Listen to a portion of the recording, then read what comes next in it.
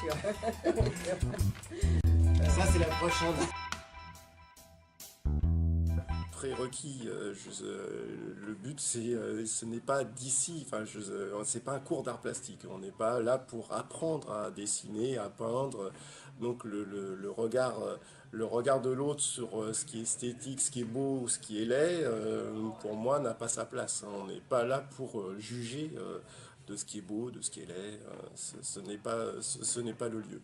Donc c'est aussi dédramatiser ça, et puis c'est très subjectif, tout le monde peut aller à une expo, trouver ça beau, et l'autre d'à côté va vous dire que lui ça lui fait ni chaud ni froid, etc. Donc on sort de ça, hein, on essaye de se décaler un petit peu et de pouvoir justement soi-même se relier à son propre processus créatif et se centrer sur soi.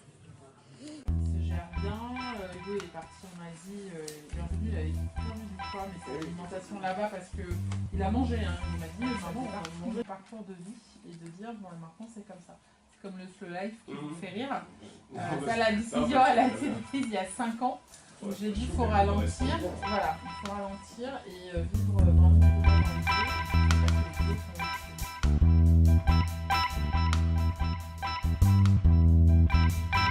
Il y a une grande bienveillance entre les participants.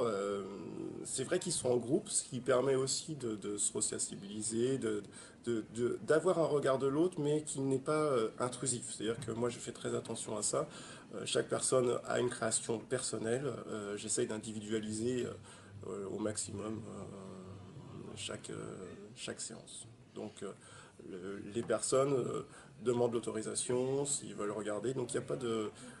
mais il y a une présence. Donc, il y a la présence de l'autre, du regard de l'autre, déjà, est en soi une action qui a des effets thérapeutiques dans l'atelier.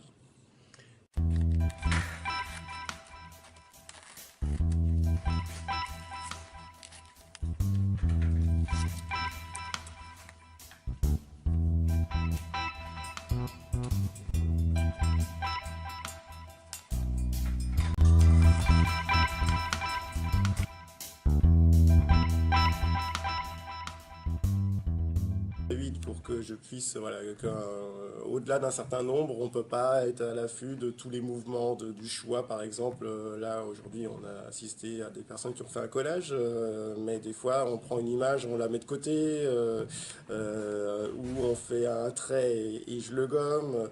Ce qui est important, c'est de voir justement toutes les évolutions, toutes les transformations, les ratures, les modifications. Au-delà d'un certain nombre, quand on regarde quelque chose, on ne voit pas forcément les créations des autres. Donc j'essaye d'être le plus disponible possible et donc voilà, au-delà de 8 personnes, voilà, on va dire, mais là on est un petit groupe, ça fonctionne très bien. Voilà, ça c'est un cheminement, parce que par rapport à ce que tout le monde racontait, à chaque fois je me retrouvais pas. Et un jour je suis arrivée un lundi soir là en me disant, mais moi en fait j'ai compris. En fait, moi je mange, je suis allée faire des apéros business, des déjeuners réseau, dans des restaurants choisis à Paris, etc. C'est vraiment ce côté convivial et où je vais me nourrir de tous les autres en fait, et pas forcément de ce qu'il y a dans la salle. Donc je mange ce qu'il y a dans...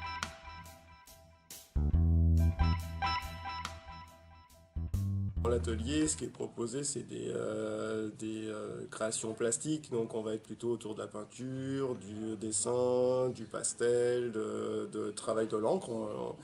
On peut faire, et bien sûr aussi de l'argile, qui est une autre médiation, en tout cas avec un travail sensoriel qui est intéressant, surtout au niveau des personnes qui ont une problématique au niveau du poids. Enfin, on va travailler quelque chose de différent. Enfin, il y a une matière qui est plus palpable du coup.